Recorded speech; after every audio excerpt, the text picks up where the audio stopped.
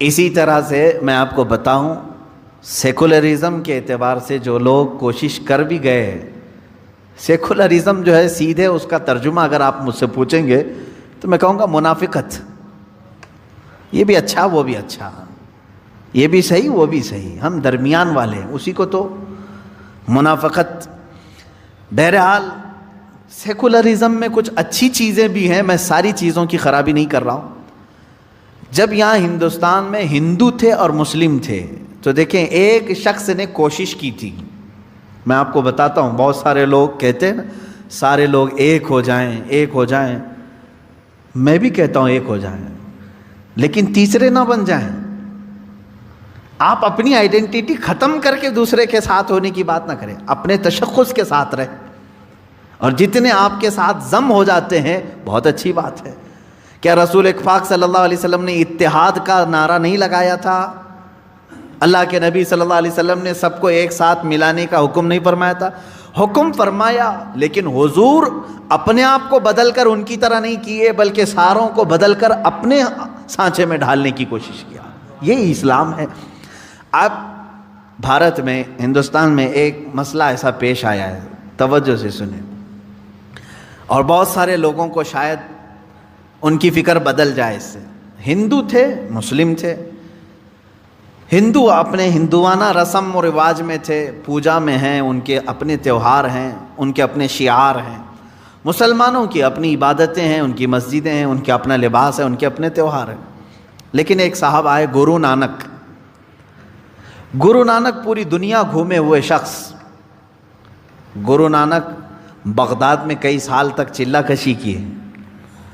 گرو نانک کا بہت سارے ملکوں میں دورہ ہوا، ساری چیزوں کو دیکھ کر کے گرو نانک ایک سیکولر شخص تھا، ایک سیکولر آدمی، یعنی ابھی تک کسی دھرم میں، کسی دین میں داخل نہیں۔ اسلام کو بھی خوب پڑھا گرو نانک نے، حضور پاک صلی اللہ تعالیٰ علیہ وسلم کی حدیثیں بھی پڑھی، سنتیں بھی پڑھی، امپریس بھی ہوئے۔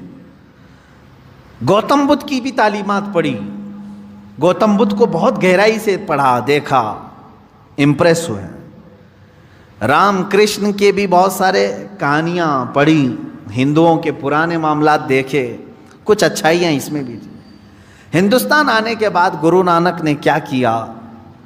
کہا کہ اسلام میں بہت ساری اچھائیاں ہیں، بلکہ آپ کو معلوم ہونا چاہیے گرو نانک نے حضور صلی اللہ علیہ وسلم کی شان میں کئی نعتیں لکھی ہیں۔ حضور پاک صلی اللہ تعالیٰ علیہ وسلم کو آج بھی سکھ برادری بڑے پیر کے نام سے جانتے ہیں۔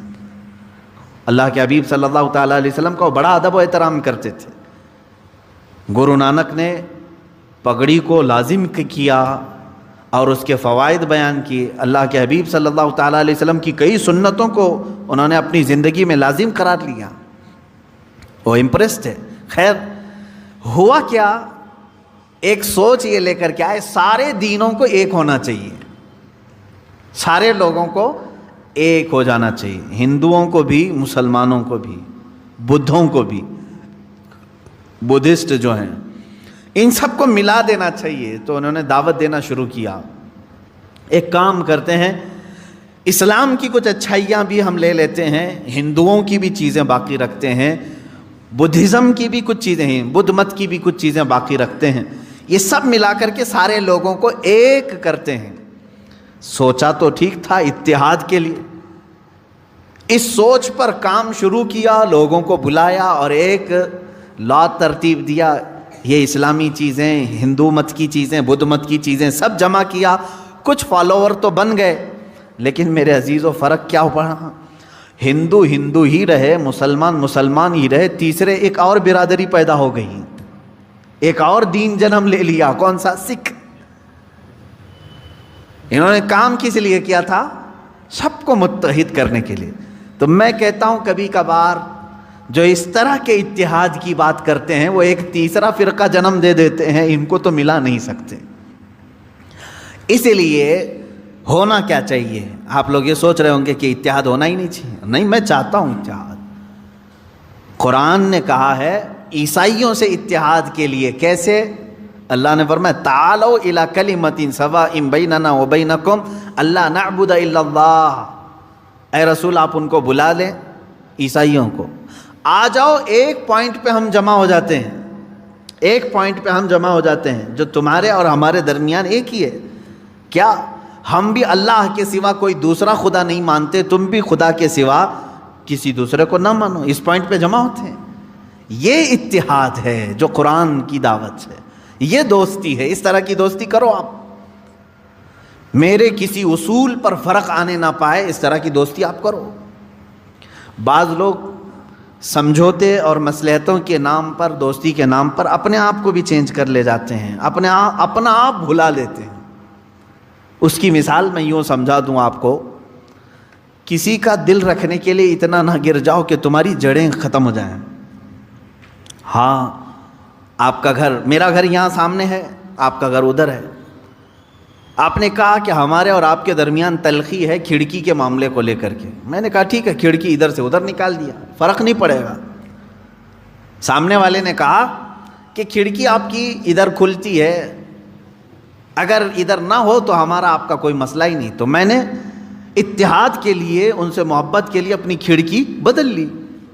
کبھی سامنے والے نے کہا آپ کی چوکھٹ جو ہے وہ بہت اونچی ہے، تھوڑی چھوٹی ہوتی تو ہمارا اور آپ کا کوئی اختلاف ہی نہیں ہوتا، میں نے کہا ٹھیک ہے، چوکھٹ میں چھوٹی کر لیتا ہوں تاکہ ان چیزوں سے فرق نہیں پڑتا میرے گھر پر، تھوڑی سی تبدیلی ہوگی۔ سامنے والے نے یہ کہا اگر آپ کے پائے سے جو ہے نا بڑا مسئلہ ہے میرے لیے، یہ پایا نکال دو تو ہمارا اور آپ کا اختلاف ہی ختم ہو۔ یہ کون سی بات ہوئی بھائی؟ یہ تو پائے کی بات کر رہا ہے، میرے گھر کے پائے کی بات کر رہا ہے کہ پایا آپ کا یہ نکال دو تو میرا اور آپ کا اختلاف ہی نہیں رہے گا۔ تو تم کیا چاہتے ہو کہ میں کھلے میدان میں آؤں تب اختلاف ختم ہوگا تمہارا؟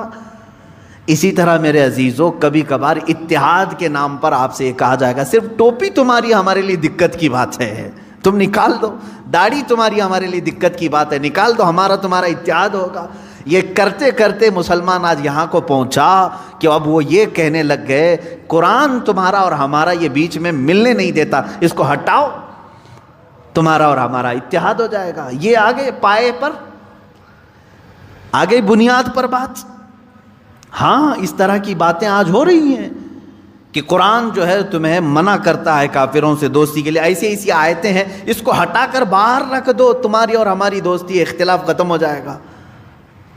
عزیزان گرامی وقار، میں نے بہت اچھی مثال سے آپ کو سمجھایا، جہاں کوئی بات آدمی پائے کے متعلق کہنے لگ جائے تو یہاں سمجھوتا نہیں ہوتا، ورنہ تم در در کی ٹھوکریں کھاتے ہوئے میدان میں بھٹکتے رہو گے، تمہارا اپنا کوئی دین ہی نہیں رہے گا۔ اگر کوئی تمہیں اس بات پر سمجھوتا کرنے کے لیے کہتا ہے کہ تیری اور میری دوستی باقی رہے گی، بس ایک نام محمد ہٹا دے صلی اللہ علیہ وسلم، حضور پاک صلی اللہ تعالیٰ علیہ وسلم کو کیا ہم اپنے درمیان سے ہٹا دیں؟